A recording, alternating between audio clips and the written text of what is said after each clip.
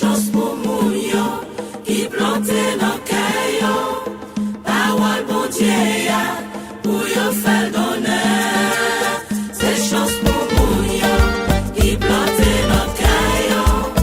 Parole bon Dieu ya pour yo faire d'honneur. C'est chance pour moun ça qui passe en mi méchant, qui paraît camper dans chemin qui pouvait dire, qui paraît chita à moun qui vle jouer. C'est chance pour moun yo qui plante dans cœur. Au nom du Père et du Fils et du Saint-Esprit. Amen. Sœurs et frères, bonjour. Aucune loi ne devrait être une contrainte pour l'homme, car dans le projet de Dieu, la loi est un apprentissage de la liberté. Après l'esclavage en Égypte, pour initier Israël à une vraie liberté, Dieu lui a donné les 10 commandements, le décalogue, que nous pouvons regrouper en 2 catégories. La première catégorie dans laquelle nous trouvons les 3 premiers commandements, adoration du Dieu unique, respect du nom de Dieu, respect du jour de repos, met en évidence les relations de l'homme avec Dieu. La deuxième catégorie, qui renferme les 7 autres commandements, définit les relations de l'homme avec son prochain. Donc nous pouvons comprendre pourquoi dans l'Évangile, Jésus a résumé les 10 commandements en 2. Aimer Dieu, aimer son prochain.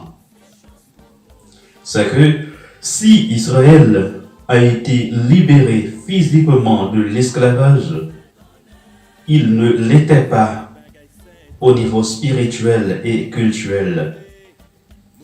C'est ainsi qu'il a ramené de l'Égypte toutes les vieilles traditions idolâtriques en mettant le Dieu d'Abraham dans le même panier que les dieux païens auxquels il faut offrir des sacrifices sanglants pour obtenir leur faveur.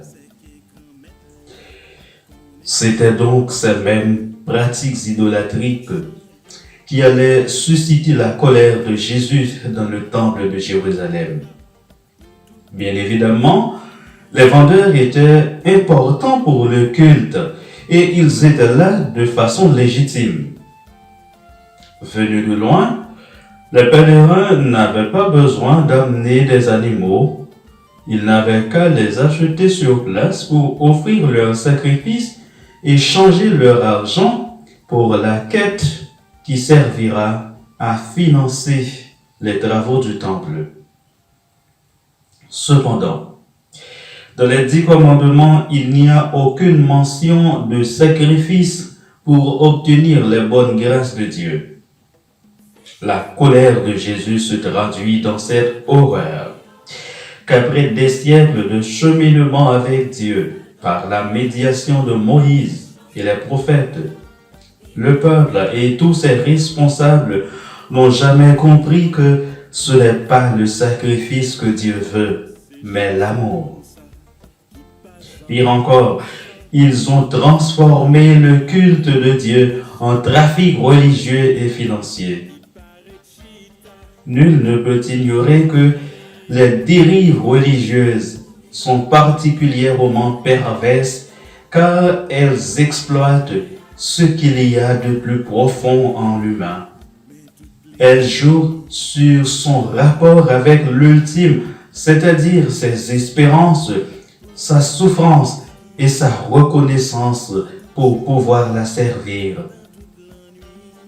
On sait bien que le rapport au religieux est quelque chose de sacré, qu'on ne peut y entrer qu'avec infiniment de précautions.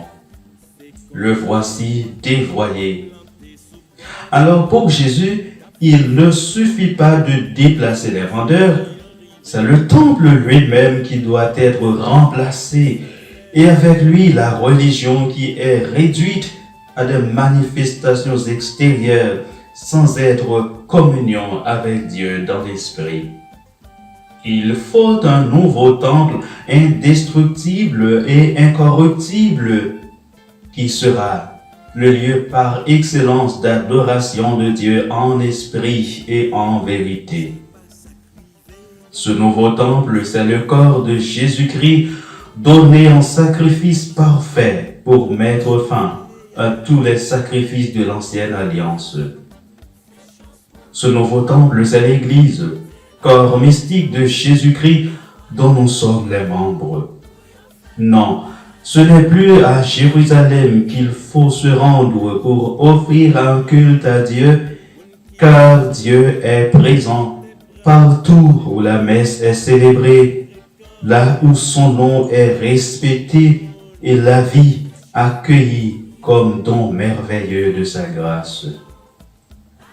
Chers amis, en ce 3e dimanche de Carême, nous sommes invités à un examen de conscience pour identifier les idoles qui nous asservissent aujourd'hui et qui peuvent susciter la colère de Jésus-Christ sur nous-mêmes et sur l'Église. L'adoration de l'argent, du pouvoir, de l'alcool, de la drogue, du sexe, de la réussite à tout prix, des fausses morales paralysantes, des idéologies intransigeantes, ou plus subtilement de l'adoration du moi. Que la grâce de cette Eucharistie nous libère de toutes ces idoles pour avancer avec confiance sur le chemin de Pâques, qui est le chemin de la vraie liberté.